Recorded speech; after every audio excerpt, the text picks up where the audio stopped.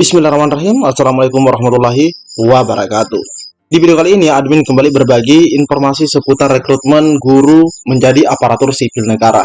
Namun lebih tepatnya di video kali ini, admin ingin berbagi informasi yang terbaru, teman-teman ya, dan juga informasi terkait peserta yang bisa dinyatakan berpeluang sangat-sangat besar untuk lulus menjadi ASN P3K di tahun 2023. Jadi buat rekan-rekan semua yang lagi menonton, silahkan disimak videonya dengan baik. Jangan di-skip agar tidak salah dalam memahami informasi yang admin bagikan ini. Jika ada suara-suara berisik, abaikan saja. Oke, tanpa berlama-lama, kita lanjut saja rekan-rekan ya.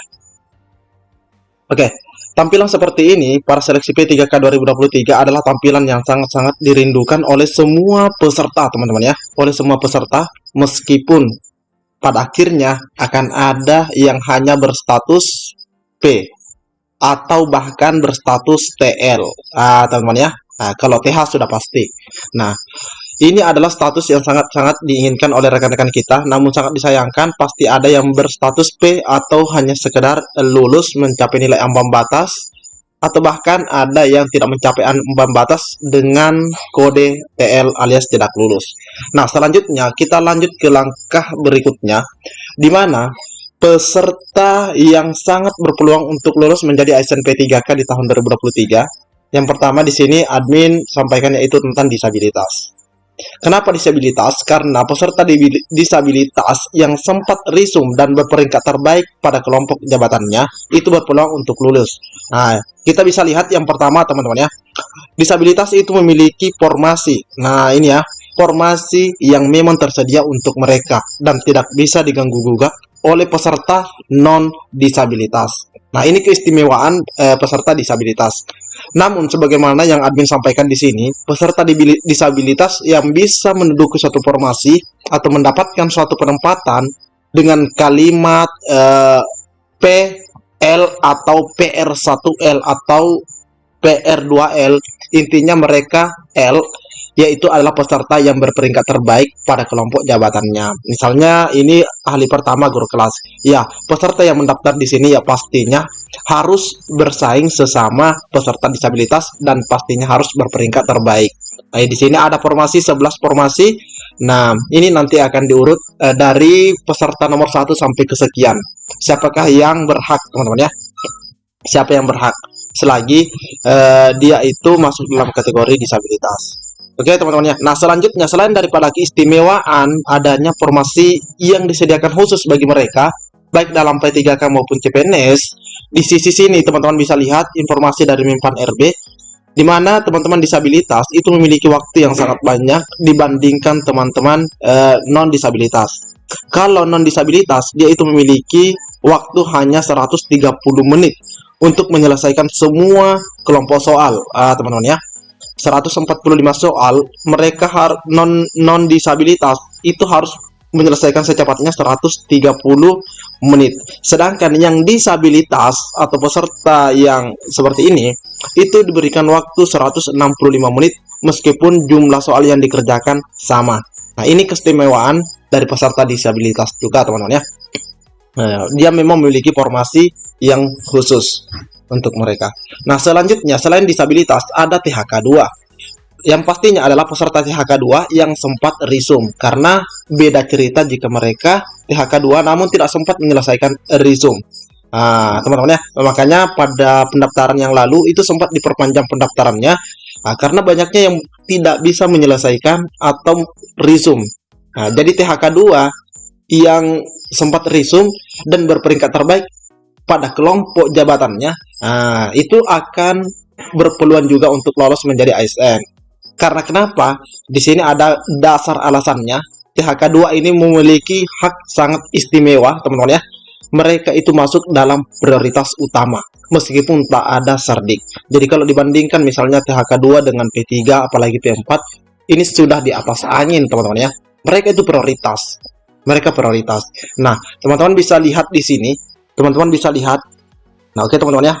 Di sini PR1L. PR1L itu adalah disabilitas yang pertama. Nah, di sini teman-teman bisa lihat ada 348 nilainya, sedangkan PR2 atau non ASN ini nilainya 396. 396, teman-teman ya. Ini tinggi sekali jika dibandingkan dengan PR1L dengan memperebutkan satu formasi yang ada. Satu formasi yang ada. Ini kebetulan untuk jabatan arsiparis di pemerintah Kota Makassar.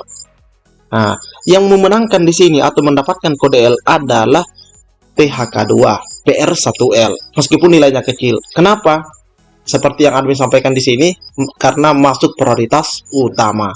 Nah, oke teman-teman ya. Nah, selain daripada nilai ini, kita bisa lihat lagi di sini untuk peserta P3. Nah, jadi tadi THK2, sekarang P3 yang sudah 3 tahun, teman-teman ya. Ya, di sini P3 atau peserta kategori P3 yang Pemdanya membuka formasi melebihi pelamar, sehingga P4 juga bisa ya, ini bisa mendaftar. Namun wajib atau bahkan sempat resume. Nah, ini sempat resume, teman-teman ya. Harus resume juga, teman-teman.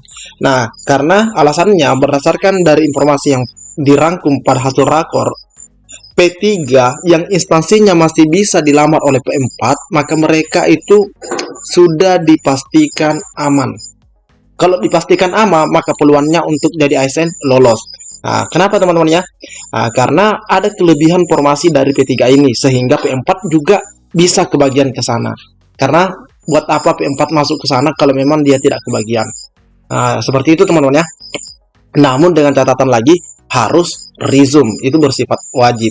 Nah, bisa teman-teman lihat di sini. Nah, setelah K2 ini ada posisi P3. Nah, ini posisi P3 teman-teman ya, posisi P3. Nah, P4 ini nanti sisa dari P3 ini baru P4-nya. Nah, makanya jika terjadi kelebihan formasi di instansi si P3 ini dan P4 bisa mendaftar di instansi tersebut, maka mereka sudah di atas angin dan peluangnya untuk menjadi ASN besar. Nah, seperti itu teman-teman ya. Nah, selain ketiga kategori ini, kita juga akan menyampaikan informasi lainnya teman-teman ya. Jadi ini adalah tiga formasi yang bisa dikatakan peluang ya lulus untuk menjadi aparatur sipil negara sangat besar. Ini. Oke teman-teman ya. Nah, kita lanjut lagi. Nah, selanjutnya di sini ada informasi yang kami dapatkan di hari ini, Senin 18 Desember. Pengumuman kelulusan P3K Guru 2023, Pak Denny berani menyebut tanggal. Oke. BKN selaku Panselnas JASN 2023 resmi memutuskan perpanjangan masa pengumuman kelulusan P3K 2023. Semula tahapan pengumuman yaitu dilakukan 6 sampai 15 Desember. Namun hingga hari terakhir pada 15 Desember 2023 sore, masih banyak instansi belum merilis pengumuman kelulusan P3K. Bahkan untuk pengumuman kelulusan P3K Guru 2023, belum satupun instansi yang mengumumkan. Melihat fakta tersebut, BKN memutuskan pengumuman hasil akhir seleksi untuk P3K Guru diperpanjang hingga 22 Desember. Kalau tidak salah ini hari Jumat teman-teman ya. Deputi Bidang Sistem Informasi Kepegawaian atau Suharmen menjelaskan, perpanjangan masa pengumuman karena perlu dilakukan konfirmasi dan klarifikasi terhadap beberapa elemen data, mulai dari seleksi manajerial dan sosiokultural untuk P1, terus hasil seleksi kompetensi tambahan, hingga afirmasi sertifikat pendidik bagi peserta P3K Guru. Deputi Suharmen menjelaskan, untuk P1, hasil seleksi P3K 2021 dilakukan melalui UNBK, Kementerian Pendidikan Kebudayaan Riset dan Teknologi. Nah, masalahnya BKN tidak memiliki data tersebut. Nah, ini teman-teman ya. Ini karena teman-teman yang tahun 2021 itu menggunakan UNBK.